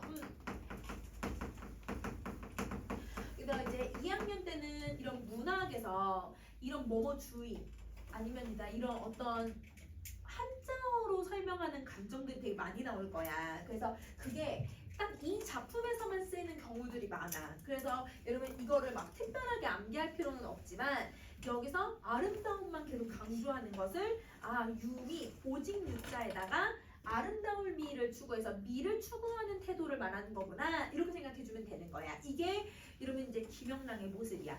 그러면 여러분 딱 봐도 얘들아 이런 내용에서 시대가 딱 들어가 안 들어가? 시대가 아예 들어가지 않고 꽃에 대한 이야기만 하고 있는 거잖아. 그러니까 시대를 반영하지 않은 시도 썼다라고 생각을 해주면 돼. 자, 그럼 다시 또 가볼게요. 자, 이렇게 무너졌으니 내 한 해는 다 가고 마라. 360날 한양 귀 섭섭해 오음내다. 여러분 내 365일 중에 며칠 빼고 다 울겠대요? 5일 빼고 다 울겠대요.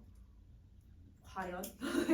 진짜 얘들아 꽃이 하나 졌다고 해서 내가 360일 동안 울 수 있어 얘들아? 아니지. 여기도 그럼 무슨 표현법이 쓰이는 거야? 과장법을 쓰는 거야. 그렇지? 그러면 여러분 여기에도 과장법을 쓰고 있고, 근데 여러분 여기에 숫자가 들어가 있잖아. 360이라고 하는. 그래서 여러분 360이라고 하는 숫자가 들어가면 이 숫자가 어떤 효과를 만드냐면 여러분 나의 사랑, 나의 이 절망의 깊이, 나의 얘들아 이 서러운 마음의 깊이를 표현할 수 있어. 봐봐, 나 정말 슬퍼. 슬픈 거 알겠어. 근데 어느 정도 슬픈지 알 수가 없어. 근데 만약에 내가 어떻게 슬프다라고 얘기를 할 때 내가 매일같이 눈물 흘릴 정도로 슬퍼 이렇게 표현을 하거나 내가 한 달 중에서 20일 동안 울적할 정도로 슬퍼 이렇게 뭔가 구체적인 수치가 들어가잖아. 그러면 좀 더 이 사람이 이 정도로 슬프구나라는 게 더 확실히 와닿을 수 있지. 내가 정말 과장이기는 하지만 365일 중에 5일 빼고 360일 동안 슬퍼 이렇게 하면 약간 과장해서 얘기했겠지만 정말 슬픈가 보다 우리 이거 예측할 수 있잖아. 그러면 여러분 우리가 이제 문학에서 이런 숫자가 나오잖아요. 숫자가 조금 과장돼서 표현되는 경우들이 있어요. 그래도 그 숫자를 쓰는 이유는 내 사랑과 내 정서의 깊이를 표현할 때 쓰는 방식이야. 그래서 여러분 얘는 정서의 깊이를 수치를 통해서 제시를 하는 거다. 그래서 여러분 지금은 자소서를 쓰지 않지만 자소서 쓸 때 아주 구체적으로 쓰는 게 되게 잘 쓴 자소서거든요. 근데 지금은 이제 자소서를 안 쓰지만 그래서 자소서 쓸 때 선생님이 이제 애들이랑 자소서 첨삭을 할 때 무조건 다 이렇게 쓰래요. 내가 학교에서 실험을 많이 해봤다가 아니라 실험을 한 주에 몇 번을 했는데 거기서 성공을 몇 번 했고 이렇게 숫자로 들어가면 여러분 읽는 사람 봐도 얘 정말 구체적으로 했구나. 많이 했다면 많이 기준 다를 수 있잖아. 나는 일주일에 한 번 한 게 많이 했을 수도 있지만 어떤 사람은 얘들아 일주일에 100번을 해야 많이 했다고 생각하는 사람도 있을 수 있잖아. 그 표현을 할 수 있어. 그래서 여러분 문학에서도 일부러 시인들이 수치를 쓰는 이유는 자신의 어떤 이 정서의 깊이를 표현할 때 쓰는 거다. 이렇게 생각해 주면 되는 거야. 자, 그 다음에 우옴내다라고 하는 말을 한번 봐봐. 여러분 우옴내다는요. 우옴나이다 라고 하는 전라도 방언이 들어가 있어요. 자, 여러분 이렇게 전라도 방언이 들어가 있다라고 하는 건 여러분 이 사람이 여러분 어떤 효과를 만들기 위해서 이걸 쓴 거냐면 섬세한 시적 표현을 쓰기 위해서 여러분 세련된 우리말의 그 고유어의 아름다움을 표현하기 위해서 일부러 이런 방언을 쓰는 거야. 여러분 김소월은 저번 시간에 했던 김소월은 향토성을 만들기 위해서 이걸 썼거든. 그런데 이 사람은 이 방언을 의도적으로 쓰는 건 이 자신의 고향이기도 하지만 그 방언을 사용함으로써 자신의 예쁜 우리 순우리말들 아름다운 우리말들을 지키기 위한 노력이라고 생각을 해주면 돼. 자, 그럼 다시 하자. 모란이 피기까지는 나는 아직 기다리고 있을 테요. 찬란한 슬픔의 봄을. 자, 여러분 여기 나는 아직 기다리고 있을 테요. 근데 여러분 여기 또 뭐가 들어가냐면 여러분 여기 리을 테오 들어갔으니까 또 여러분 종결음이 계속 반복되고 있는 거 이해되지? 자, 종결음이 반복하고요. 근데 여러분 나는 기다리고 있을 테요. 이게 문장이 끝나야 되는데 여기에 쉼표가 들어가고 뒤에 찬란한 슬픔의 봄을이라고 해서 목적어가 뒤에가 있어. 이게 문장 끝이야. 오, 도치야. 문장이 얘들아 항상 서술어로 끝나야 되는데 서술어로 끝나지 않으면 도치법을 쓰고 있다고 생각을 해줘야지. 이렇게 도치법을 쓰고 있는 거고요. 자, 근데 여러분 도치법만 쓰는 게 아니야. 여러분 잘 봐봐. 찬란하다라고 하는 이 앞에 나온 구절은 여러분 찬란한 반짝반짝 빛나는 인생을 표현할 때 쓰는 표현이거든. 인생이 반짝거린다는 건 긍정적인 모습이야, 부정적인 거야?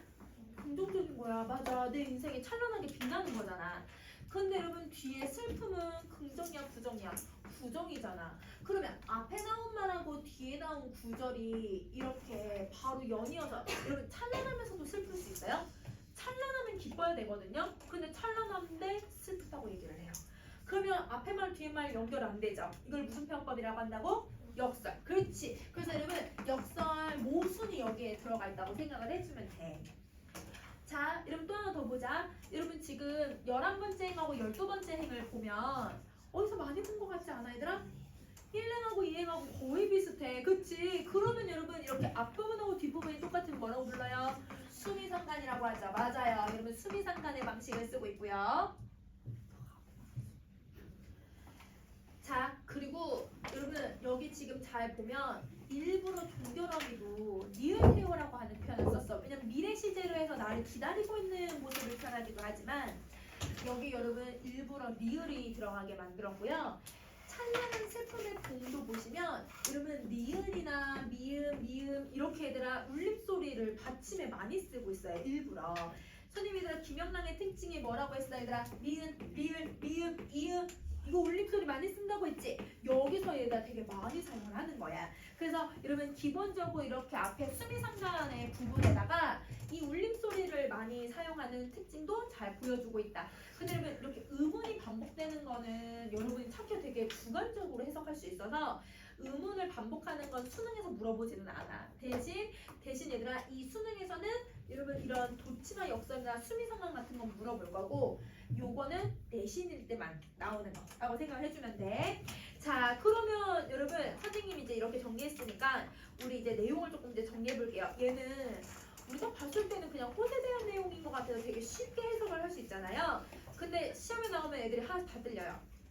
왜냐면 이건 단순히 꽃에 대한 내용이 아니라 인생, 그러니까 삶의 진리를 노래하고 있는 꽃이거든. 자 한번 봐봐. 어디부터 정리를 하냐면 15쪽에 있는 한눈에 정리하기부터 선생님이랑 정리 한번 해볼 거야. 자 여러분 15쪽에 한눈에 정리하기에다가 여러분 이 모란이라고 하는 애를 한번 정리해 볼게요. 여러분 모란은 아까 여러분 화자가 뭐라고 생각하냐면 내 봄이자 나의 보람이라고 표현을 했거든. 그러면 봄이기도 하고 나의 보람이기도 해. 여러분은 뭐 할 때 보람을 느껴요? 여러분 우리가 인생을 살면서 뭐 할 때 보람을 느껴? 내가 뭔가를 성취할 때 얘들아 보람을 느끼지? 여러분이 성취하는 거는 되게 다양하게 성취할 수도 있는데 대부분 내가 성취라고 하는 개념은 내가 하고 싶은 걸 이루어냈을 때 성취감이 생기지. 내가 하고 싶은 건 얘들아 뭐야? 여러분이 하고 싶은 건 뭐예요? 꿈을 이루고 싶을 수도 있고요. 뭐 집에 가고 싶은 거? 자, 얘들아 꿈을 이룰 수도 있고요. 이상을 추구할 수도 있고요. 내가 얘들아 추구하고자 하는 거는 여러분 다양하죠. 내가 인생에서 나는 내가 봉사를 하면서 살아가고 싶어 이렇게 생각할 수도 있고 나는 인생을 살면서 내가 누군가를 위해서 헌신하는 삶을 살고 싶어. 아니면 내가 되게 멋있는 커리어 우먼이나 아니면 내가 멋있는 직업을 가지고 싶어. 뭐 이런 식으로 나의 여러 가지 얘기할 수 있잖아. 그럼 이런 것들이 다 꿈이자 이상이자 소망인 거야. 그러면 여러분 이 뭐라는 해석이 지금 여러 개로 해석을 할 수가 있는 거네. 선생님 이러면 비유라고 했어? 상징이라고 했어? 상징이야. 이 경우는 개인적 상징에 들어가는 거지. 작가가 만든 거니까. 그래서 여러분 요거는 상징법이 들어가 있다고 생각을 해주시면 돼요. 그러면 보세요. 여러분 이 봄이라고 하는 시기는 그러면 여러분 어떤 시기라는 걸 우리가 알 수 있냐면 뭐가 이루어지는 시기야? 꽃이 여성이 이루어지는 시기야. 왜냐면 내가 간절히 바랬던 꽃이 드디어 피었거든. 내가 간절히 바랬던 꿈과 이상과 소망이 드디어 이루어지니까 성취감이 생기는 날인 거야. 그러면 이 봄은 내 선생님 소망이라고 쓸게 얘들아. 소망이 이루어지는 시기인 거예요.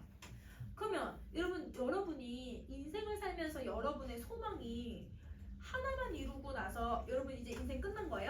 아니죠. 여러분 또 다른 소망도 생기고 또 다른 소망이 생기겠죠. 근데 여러분 소망이 다 이루어져요? 아니죠. 소망이 실패할 수도 있고 좌절감을 느낄 수도 있잖아. 그러면 여러분 봐봐. 인생이라고 하는 건 여러분 항상 얘들아 어떤 게 있냐면 흥망성쇠라는 게 있어. 인생은 항상 이런 사이클의 모습을 가지고 있거든. 내가 흥할 때가 있으면 망할 때도 있는 거야. 항상 흥만 있는 게 아니야. 여러분 우리나라에서 제일 이날 부자라고 하는 이재용도 감옥 갔다 왔잖아요. 감옥에서 얘들아 자기가 이제 뭐가 걸리니까 아니라 감옥 갔다 오고 물론 이날 돈 많을 수도 있고 계속 또 잘 나갈 수도 있고 근데 요즘은 삼성이 주식이 그렇게 좋진 않거든. 그럼 주식이 조금 고민일 수도 있고 뭐 이날 이렇게 계속 인생이 항상 업앤다운해서 이것만 있는 게 아니잖아. 인생의 흥망성쇠를 꽃으로 표현을 한 거야. 그럼 여러분 꽃이 필 때도 있고 꽃이 질 때도 있고 꽃이 필 때도 있고 질 때도 있고 매년 꽃이 피고 지고 개화와 낙하가 반복적으로 나타나잖아요. 인생도 이 꽃과 똑같다고 생각을 하는 거예요. 그러면 여러분 나의 소망을 이룰 때까지는 설레고 너무 기분 좋죠. 그러면 내 소망이 딱 이루어지면 내 인생이 찬란하게 느껴지잖아요. 그런데 그 꿈이 다시 뭐 할 수 있어 얘들아? 좌절감을 느낄 수 있잖아. 그 좌절감을 느낄 때마다 내가 무슨 감정을 느끼는 거야? 슬프고 좌절하고 절망감을 느끼는 거야. 그래서 여러분 이 봄이라고 하는 건 소망이 이루어지는 시기이기도 하지만 그 소망이 떨어지기도 하고 좌절될 수도 있다고 본다면 그러면 여러분 내가 찬란함과 슬픔을 동시에 느낄 수 있다고 볼 수 있는 거네. 그래서 인생의 흥망성쇠를 얘기하고 있는 거고 그 다음에 여러분 선생님 하나만 더 정리하면 여기 찬란한 슬픔의 봄이라는 표현 들어가 있어.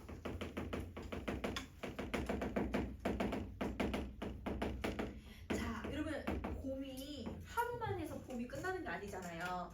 이게 얘들아 만약에 봄이라고 하는 시간이라고 생각을 해보자. 그러면 이 봄에 여러분 꽃이 뭐 할 거냐면 봄이 되기 전에 이렇게 개화를 해. 그러면 개화를 하고 꽃이 뭐 하기도 얘들아? 낙화를 하기도 하잖아. 그러면 봄 어딘가에는 낙화를 할 거야. 그러면 여러분 이 시기 동안은 화자가 무슨 감정을 느낄 거야? 찬란하다. 응. 와 꽃이 드디어 폈다. 너무 기쁘고 반짝반짝거리고 내 인생이 뭔가 화려하게 보이는 것 같은 느낌이 드는 거지. 그런데 얘들아 꽃이 떨어지는 것도 봄에 꽃이 떨어지거든. 그러면 이 시기에는 얘들아 내가 무슨 감정을 느끼는 거야? 봄이어도 슬픔을 느끼는 거야. 그러면 여러분 이 찬란함과 슬픔이 동시에 일어나고 있는 거죠. 찬란함과 슬픔이 봄에 동시에 일어나고 있으니까 이걸 이렇게 역설법으로 표현을 한 거야. 역설법은 얘들아 이 두 가지 정서를 다 느끼기 때문에 여러분 제시하고 있는 방식이라고 생각을 해주면 돼. 자 그러면 여러분 이렇게 정리하셨으면 그럼 여러분 우리 작품 이해를 한번 가볼게요. 자 여러분 작품 이해에서 여러분 우리 아까 제목은 분석을 했으니까 여러분 화자를 한번 분석을 해보자. 화자 나 있어 없어 얘들아 나? 나 있어. 오 그치. 그러면 여러분 나는 작품 안화자가 여러분 모란을 기다리고 있다라고 생각해주면 되는 거지. 자 그 다음에 여러분 시간을 한번 생각을 해볼 건데 우선은 여러분 이 꽃이 피는 시기가 언제예요? 봄도 나왔고요. 꽃이 지니까 그 꽃을 기다리는 시간도 들어가 있잖아. 그럼 꽃을 기다리는 시간은 언제가 돼야 돼? 얘들아 봄 이후가 돼야 되는 거야. 그치?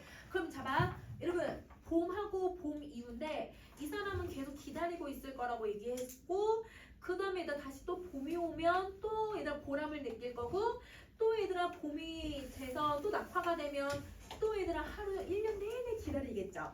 그러면 여러분 이게 여기서 단절되는 게 아니라 이 시간이 계속 어떻게 되는 거예요? 반복이에요. 이걸 순환이라고 하죠. 그래서 여러분 여기서는 계속 시간의 순환을 표현을 하고 있는 거야. 자, 시간의 순환이 여러분 잡아봐. 첫 번째하고 두 번째 줄은 내가 얘들아 꽃을 기다리겠다고 얘기를 했으니까 사실은 지금 현재이면서 미래에 대한 이야기를 하고 있는 거야. 기다리겠다고 얘기를 했으니까. 그래서 여러분 현재 혹은 미래라고 표현을 할 수 있고 근데 여러분 세 번째 줄부터 열 번째 줄은 꽃이 진 상황을 얘기했는데 다 과거 시제로 얘기한다? 그럼 여러분 이거는 언제를 얘기하는 거야? 꽃이 진 과거에 대해서 얘기를 한 거야. 그리고 11번째 줄부터 12번째 줄도 얘들아 내가 아직도 기다리고 있을 테요. 또 기다리겠다고 얘기를 하잖아. 그러면 여러분 현재이기도 하지만 내가 앞으로 기다릴 거야. 이렇게 시간이 순환이 되고 있다고 생각을 해주면 돼. 그래서 시간이 순환적 구조를 드러내고 있다. 공간은 구체적으로 나온 건 없으니까 표시를 해주고 그 다음에 여러분 화자는 어떤 상황이에요? 봄을 기다리죠. 즉 모란을 기다리고 있는 거죠. 자 여러분 이 기다릴 때 정서태도 너무 자세하게 직접적으로 언급을 너무 많이 했거든. 여러분 우리 언급한 정서들 쭉 얘기를 해보면 여러분 슬프다고도 했고 서러움을 느낀다고 했어. 아까 슬픔, 서름, 또 얘들아 섭섭하다라고도 얘기했다. 서운하다고도 얘기했고 근데 여러분 찬란함도 드러내요.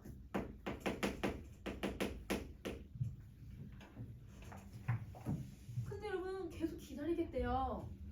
뭐하겠대요. 의지야. 맞아 얘들아 의지도 들어가야 돼. 뭐하겠다라는 건 다짐을 하는 미래 시제를 계속 쓰고 있는 거거든. 그러면 의지적 태도 당연히 나오지. 그러면 여러분 여기서 화자의 얘들아 이 글의 주제 우리 찾을 수 있다.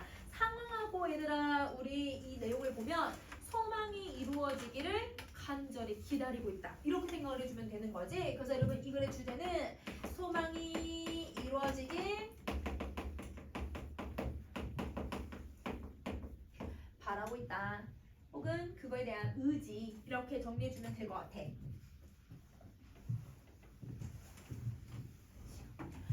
자, 그러면 여러분 우리 옆에 표현법을 나볼 건데 우리 이 작품에서 쓰인 시상 전개 방식들이 되게 많아요. 여러분 시상 전개 방식들을 쭉 주제를 형성하는 방식들을 정리를 한번 해볼 건데요. 자, 여러분 첫 번째 아까 뭐가 쓰였냐면 수미상관이 쓰였네. 그치?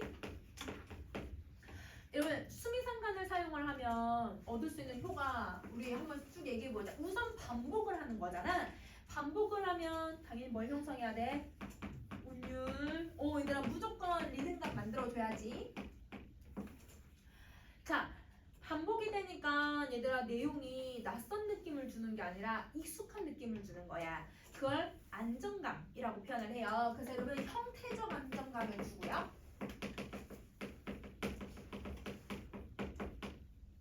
안정감도 주고 그 다음에 얘들아 주제를 계속 만들어내니까 통일성을 만들어내는 거야. 그래서 여러분 통일성을 형성해주고 통일성이라는 건 주제가 처음부터 끝까지 계속 이어지는 것. 그 다음에 당연히 의미 혹은 주제를 강조하겠지. 의미나 주제를 강조한다. 마지막 계속 생각나게 만들어. 여운 저번 시간 배웠지? 그치? 그래서 여러분 여운을 만들어내는 게 바로 수미상관.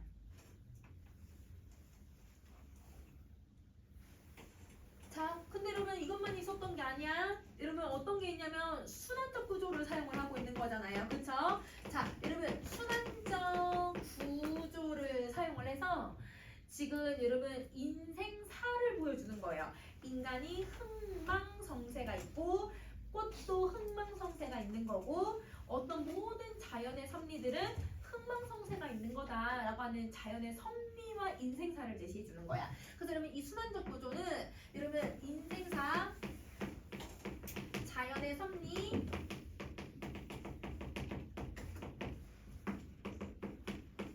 제시하고요.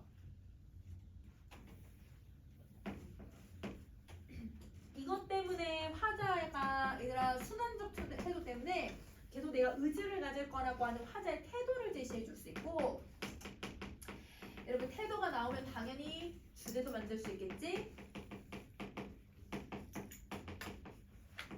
주제 형성한다. 이렇게 정리를 해주면 될 것 같아.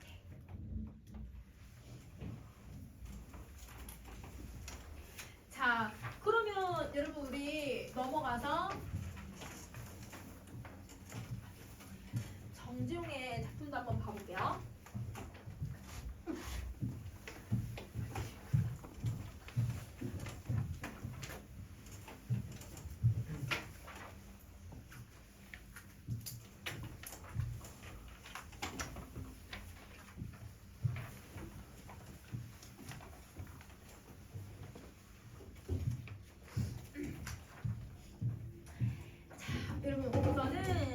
여러분 정지용 같은 경우도 저번 시간에 했었어. 얘들아 이 사람도 어디에 들어가는 사람이라고? 시문학파. 그렇지. 여러분 김영란이랑 똑같은 시문학파에 들어가는 사람이야. 근데 조금 얘들아 시적 경향이 조금 달라. 비슷하면서도 다르거든. 그게 어떤 부분이 좀 다른지 한번 봐보자. 우선은 이 작가가 여러분 이 정지용은 일본 유학을 되게 오랫동안 해요. 그러니까 사실 이제 일본어를 되게 많이 전공을 했거든요. 그래서 일본어로 되어 있는 그런 문학을 하는 게 아니라 오히려 더 우리 말의 아름다움을 많이 노래하는 작가야. 그래서 옛날 사람들은 우리말을 어떻게든 좀 지켜내는 게 얘들아 그게 하나의 어떤 자기의 신념을 지키는 방법이라고 생각을 했었던 것 같아. 그래서 향토적인 정성. 그러니까 여러분 봐보세요. 김영란이 쓴 시들은 나중에 보시면 어떤 작품이든 뭔가 우리의 아름다운 시어들이 들어가 있어도 좀 뭔가 세련되고 이 사람은 도시적인 모습이 조금 더 강하거든. 뭐 사투리를 써도 뭔가 이 사람은 좀 더 약간 도시적인 느낌이 되게 강한데 정지용은 똑같은 아름다운 순 우리말을 쓰고 일단 똑같은 시문학파여도 이 사람은 정말 우리 어렸을 때 엄마 아빠나 얘들 할머니 할아버지들이 어렸을 때 막 뛰놀아다녔던 그 농촌의 모습들 있지. 그 농촌의 얘들아 그런 구수한 모습들을 잘 노래하는 작가야. 그러니까 뭔가 똑같은 시어의 아름다움을 쓰더라도 작품의 경향이 조금 느낌이 달라. 김영랑은 좀 더 세련되고 도시적인 느낌이 되게 강해. 뭔가 얘들아 또 막 한옥집에 앉아있는 그런 시들도 많아. 한옥집을 배경으로 하거나 이런 것도 많지만 그래도 뭔가 이 사람들은 한옥집이어도 뭔가 현대의 감각으로 얘들아 지어진 집에서 살 것 같은 그런 느낌이 강하지만 정지용은 딱 시를 쓰는 순간 얘들아 우리 아주 옛날 전통산 전통의 바다 아니면 옛날 얘들아 그 옛날 농촌 옛날 얘들아 시골 마을의 모습들 이게 너무 얘들아 머릿속에 딱 드러나. 여기 다니는 얘들아 이미지들은 대부분 사람들이 다 한복 입을 것 같고 약간 이런 느낌이 되게 강하거든. 이걸 이제 향토적 정서라고 해요. 그러니까 여러분 이 정지용은 어떤 특성을 가지고 있는 거냐면 향토적 정서를 노래하는 작가다라고 생각을 해주면 돼. 여러분 정지용도 여러분 우리말에 조탁을 되게 많이 하는 사람이에요. 그래서 웬만하면 여러분 한자어도 잘 쓰지 않고 웬만하면 여러분 외래어를 아예 쓰지 않는 그런 작가 중에 한 명이죠. 그럼 자, 이 조탁을 하면요 어떤 효과를 얻어내냐면 정지용의 시들을 좀 보면 사실 친구들이 좀 어려워해. 정서를 찾기가 되게 어려워해. 분명 여러분 시문학파는 어떤 특성을 갖기로 했었냐면 우리의 아름다운 정서를 노래하기로 했었잖아. 정서 찾는 거 되게 어려워해. 왜냐면 이렇게 시어를 조탁하고 이미지를 너무 많이 쓰다 보니까 절제된 표현이 만들어지거든요. 왜냐면 보세요. 여러분 내가 마음이 막 지금 급해. 막 화가 나. 그럼 얘들아 말이 빨라져 천천히 해. 빨라지죠. 여러분 막 화나거나 마음이 얘들아 막 이 감정이 주체가 안 되면 막 타타타타 내 마음을 막 얘기하다 보면 막 말도 더듬지만 아니라 막 빠르게 막 얘기하게 되잖아. 마음이 급하니까. 근데 이 사람은 시어를 하나하나 다 고치면서 쓰는 거야. 시어를 고치면서 쓰니까 얘들아 빠르게 얘들아 말을 타타타타 하는 게 아니라 천천히 내 마음을 가다듬으면서 이야기를 하고 있는 거거든. 그래서 절제되고 정서를 찾기가 되게 어려운 거야. 알겠지? 요게 조금 이 작가의 특징인 거고 그 다음에 여러분 세 번째는요. 이러다 보니까 여러분 이 감정이랑 여러분 혹 감정을 최대한 절제하면서 쓰는 경우가 많아요. 그래서 뭐 아예 감정이 드러나지 않는다 이건 아니지만 감정을 최대한 절제하는 표현을 쓴다. 이 절제하기 위해서 얘들아 어떤 방식을 많이 쓰냐면 감각적 이미지 많이 쓰는 거지. 감각적 이미지를 많이 쓰는 거야. 자, 그 다음 마지막 여러분 이 작가는 고유어도 많이 사용하고 방언도 많이 사용을 하고요. 그 다음에 여러분 옛말 일부러 옛날 말 고어를 옛날 말이야 얘들아 옛날 말 우리 사극에서 쓰는 말투 있잖아. 사극의 말투도 사실 다 현대화한 거지만 뭔가 옛날에서 많이 하는 그런 표현들이나 그 다음에 여러분 우리 토속어들 우리 민속의 말들 이런 것들을 많이 쓴다. 그러면 자 여러분 이제 시문학파들을 이제 쭉 두 사람을 유명한 사람 두 사람을 봤으니까 이렇게 생각을 해봐. 카프나 혹은 여러분 어떤 독립운동을 했던 작가들 있잖아요. 작가들이 여러분 이렇게 시문학파를 여러분 만약에 비판한다고 하면 어떤 내용을 비판할까요?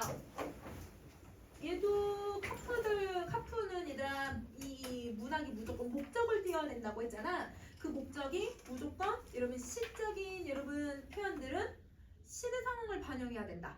왜냐면 여러분 이 카프도 사회주의를 반영한 이유가 독립을 해보자 라고 하는 의도가 있었던 거잖아.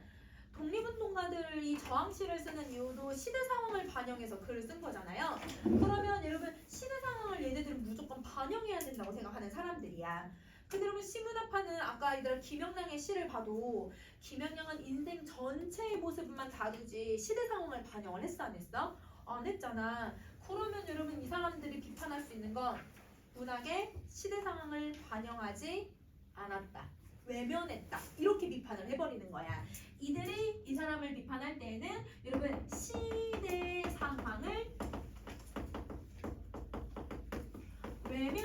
거에 대해서 비판을 받게 된다. 그래서 여러분 정지용이 교과서에 들어가 있거나 김연랑이 교과서에 들어가 있는 친구들은 문제를 풀 때 이런 입장을 딱 주고 이들이 비판했음직한 노래로 적절한 것. 그럼 무조건 김소월 얘들아, 김소월이다. 윤동주랑 이육사 고르면 돼. 윤동주랑 이육사는 저항시를 썼잖아. 그러니까 그 저항시를 쓴 사람들이 대놓고 이 사람들을 비판한 건 아니지만 그런 입장을 들어서 시를 제시할 수 있다. 이렇게 생각해주면 되는 거예요. 자, 그러면 여러분 그 위에 여러분 선생님 장수산 1이라고 하는 작품을 좀 볼게요. 장수산 1. 그 위에 얘들아 정지용 거기 있지? 그거 한번 봐보자. 여러분 제목에 장수산이라고 들어가 있으니까 산에 대한 이야기를 하려고 하는 것 같아. 그치? 그러면 여러분 산은 눈에 보여요? 안 보여요? 눈에 보이죠? 여러분 산 눈에 볼 수 있잖아요. 얘가 뭐가 돼야 돼요? 시점 대상이 되는 거야. 자 보자. 벌목. 얘들아 벌목이 무슨 뜻인지 혹시 알아 얘들아? 나무를 베다. 나무를 베니 정정거리는구나. 여러분 나무를 벨 때 지금은 뭐 톱을 이렇게 대부분 다르겠지만 옛날엔 다 뭘로 해요? 도끼로. 도끼로 찍어가지고 나무를 베잖아요. 그러면 밑둥을 얘들아 치면 어떤 소리 나 얘들아? 찌랑 찌랑 이런 소리가 나거든. 그 찌렁찌렁을 한자로 정정이라고 쓴 거야. 그래서 여러분 나무를 벨 때 쩡쩡거리니 여러분 쩡쩡거리니라고 선생님 해석했거든. 근데 이랬거니가 약간 옛날 말투야. 그러니까 약간 고어라고 생각해주면 되지. 아름드리 이들 아름드리가 원래 맞아요. 근데 이 사람이 일부러 아름돌이라고 써버린 거야. 자 여러분 아름드리가 이렇게 엄청 큰 소나무가 베어지는 것 같구나. 여러분 베어지는 것 같구나라고 선생님 해석했는데 뒤에는 뭐라고 나와 있어? 베어진 집도 하이. 여러분 이렇게 얘기를 해. 이 하이가 연말이야. 여러분 얘 고어의 방식을 쓰는 거야. 자 그다음 고을이 울어서 메아리 소리가 쩌르렁 돌아옴직하구나. 여러분 선생님 뭐뭐 하이는 뭐뭐 하는구나라고 그냥 해석해주면 돼. 그러면 여러분 지금 이미지를 생각해보세요. 산에서 누군가가 나무를 하나 봐요. 이 나무 소리가 너무 커서 쩌렁쩌렁 거리는 것뿐만 아니라 메아리로 쳐서 내 귀에 들리더라. 이렇게 얘기를 하고 있지. 그다음 무슨 이미지를 쓰고 있어? 청각의 이미지를 엄청 많이 쓰고 있는 거네. 그래서 여러분 여기서는 청각의 이미지로 여러분 지금 이미지의 대상들을 표현을 해주고 있는 거야. 다람쥐도 쫓지 않고 맷새도 울지 않아서 여러분 맷새는 산새를 얘기하겠죠. 여러분 산새라고 표현하지 않고 맷새라고 하는 건 순우리말을 그대로 계속 쓰는 거예요. 깊은 산 고요가 차라리 뼈에 저리는데 여러분 지금 아무도 안 다니는 밤이래요. 다람쥐도 안 다니고 산새도 다니지 않는 이 밤에 오롯이 무슨 소리만 들리는 거야? 나무 베는 소리만 들리는 거야. 그럼 얘들아 정말 조용할 때 여기 어떤 소리가 딱 나면 여러분 그 소리가 더 크게 들려요? 더 작게 들려요? 더 크게 들리죠? 엄청 크게 들리는 거야. 그러니까 얘들아 그 소리가 너무 큰 걸 뭐로 표현한 거야? 뼈에 저리는 것만 같다라고 표현을 하는 거지. 근데 여러분 정말 뼈에 저리면 촉각으로 느끼는 거거든? 뼈가 저려봤어 얘들아? 나이 들어봐봐. 저리다 얘들아. 조금 비 올 것 같으면 막 허리 아프고 이러면 장난 아니야. 다리도 아프고. 그럼 봐봐. 촉각으로 느끼는 건데 원래는 촉각으로 느낄 게 아니라 청각으로 느낄 걸 얘들아 무슨 이미지로 표현을 한 거야? 촉각으로 표현을 했잖아요. 공감한적 이미지 쓰는 거야. 여기서 공감한적 이미지 쓰는 거야. 뼈에 저린다라고 하는 건 공감한적 이미지야. 눈과 밤이 종이보다 희구나. 여러분 종이는 옛말이거든요. 종이야. 맞아. 종이야. 종이보다 하얗대. 근데 얘들아 밤이 어떻게 하면 얘들아 하얘져? 여기 무슨 단어 나왔어 얘들아? 바로 앞에 눈이 엄청 많이 오는 겨울밤인가 봐요. 겨울밤에 얘들아 아무도 안 다니니까 누군가가 얘들아 산에서 나무하는 소리가 너무 크게 들리는 거지.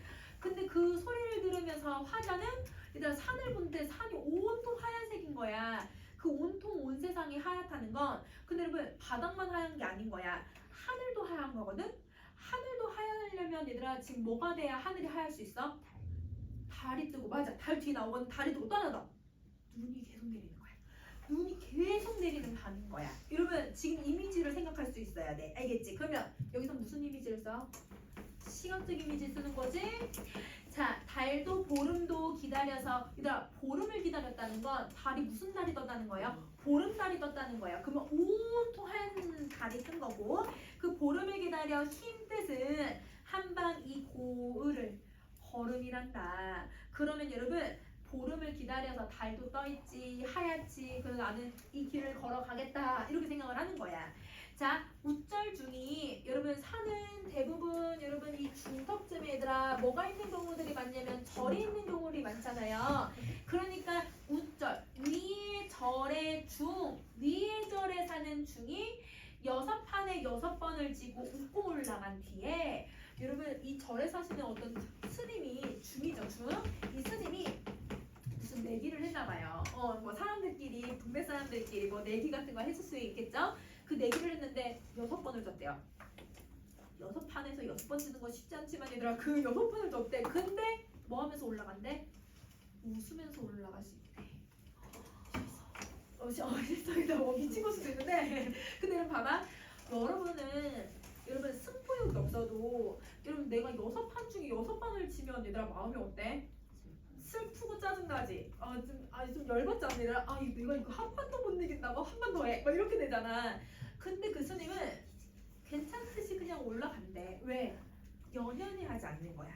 내가 이거에 대해서 연연해 하지 않는 태도를 가지고 있는 거야. 그래서 이 중은요, 여러분 어떤 현상에 대해서 연연해 하지 않는다. 쉽게 말하면 미련을 갖지 않는 태도를 갖는 거야. 그냥 빨리 잊어버리는 성격을 가지고 있는 거지. 그래서 연연해 하지 않는다는 건 되게 긍정적인 태도야, 얘들아. 자, 여러분 태도 찾기 되게 어려워요. 이게 정지용이에요. 정지용은 선생님 정선한 태도 찾기 되게 어렵다고 했죠. 여러분이 그 이미지의 상황에 맞춰서 생각하실 수 있어야 돼요. 자, 그 조차리, 여러분 조차리도 여러분 약간 관동배우 배웠던 친구들은 나오긴 했었는데 옛말이고 고어거든. 깨끗이. 여러분 깨끗이 늙은 사나이에 남긴 내음새를 줍는다. 자, 여러분 스님이 올라가는데 이 사람이 냄새를 남길 수 있어, 얘들아? 냄새를 남긴 게 아니야. 이 사람이 걸어가는 깨끗한 삶의 태도. 이 사람의 얘들아 그 깨끗한 삶의 태도 있잖아. 이 삶의 태도를 무슨 이미지로 표현을 했어? 냄새를 줍는다고 표현했으니까 후각으로 표현을 해버린 거야. 맞아. 이 사람의 삶의 태도를 내가 주우면서 다녀야겠다. 그 삶의 태도를 따라서 시름은 바람도 일지 않는 고요의 심이 흔들리니. 여러분 시름이 흔들린다는 건 내 마음에 번뇌가 많은 거야. 내 마음에 고민이 너무 많으니 견디란다. 여러분 견디겠대요. 그럼 이 견디겠다는 거에서 여러분 무슨 태도가 나타나요? 내 시름을 견디겠대. 의지야. 맞아. 얘들아 의지적 태도를 가지고 있는 거야.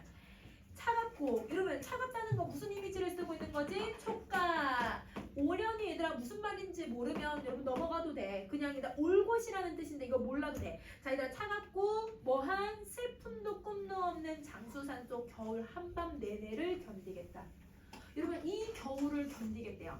게다가 한밤중을 견디겠대요. 그러면 자, 여러분 여기서 겨울 한밤 내는 그냥 단순히 자연일 수도 있지만 정지용은 어느 시대에 시를 썼던 사람이야? 일제강점기. 여러분 우리 대부분 1학년 때 윤동주랑 이육사 배웠던 친구들은 시대적 배경 다 언제였어요? 시간적 배경 다 겨울이었어. 일제야 일제. 일제강점기를 이 마음으로 이 중처럼 연연해하지 않으면서 굳건히 버티려는 그 마음을 갖고 내가 살아가겠다. 그럼 여러분 정지용도 여러분 인간의 정서만 노래하는 게 아니라 뭐에 대한 이야기를 하는 거야. 이런 일제강점기에 대한 마음을 은연중에 표현을 하고 있는 거지. 그러면 여러분 다시 시몬아파가 얘들아 카푸하고 독립운동가들에게 반박을 할 수 있네. 그 반박할 수 있는 내용이 뭔 거야? 우리도 현실을 반영하는 시를 쓰고 있어. 우리는 순우리말들을 지켜내고 있잖아. 이렇게 얘기할 수 있는 거죠.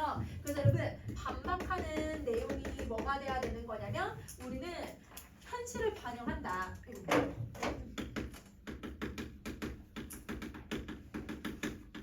반영하고 있다. 그리고 우리는 우리 고유어, 우리 한글을 지키고 있다.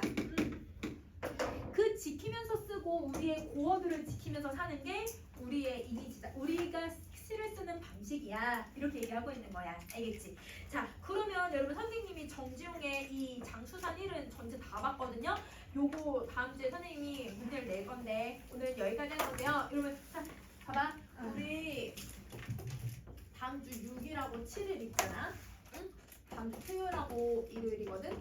응? 일요일 결혼을 해요. 그래가지고 정원생 결혼. 에? 축 결혼. 축 결혼. 결혼해가지고 선생님 정원생 선생님 동생이야. 그래서 나도 전달잔치랑 다 가야 돼. 나는 우리 집에 맞이거든. 그래서 다음 주는 수업을 못 해요. 6일 7일만. 근데 개인별은 해요. 여러분 개인별은 해요. 자, 잘 기억해. 개인별은 합니다. 선생님 요 수업만 없는 거야. 알겠지? 요 수업은 선생님이 여러분 지금 수강료를 정리해서 어머니들께 안내를 드릴 거라 가지고 수강료에서 빼서 안내 드릴 거야. 왜냐면 보강을 여러분이랑 시간 맞춰서 하기 좀 어려울 것 같아 가지고 그 빼고 개인별은 그대로 하고 개인별 친구들은 개인별 하고 1, 7일만 알겠지? 까먹지 말고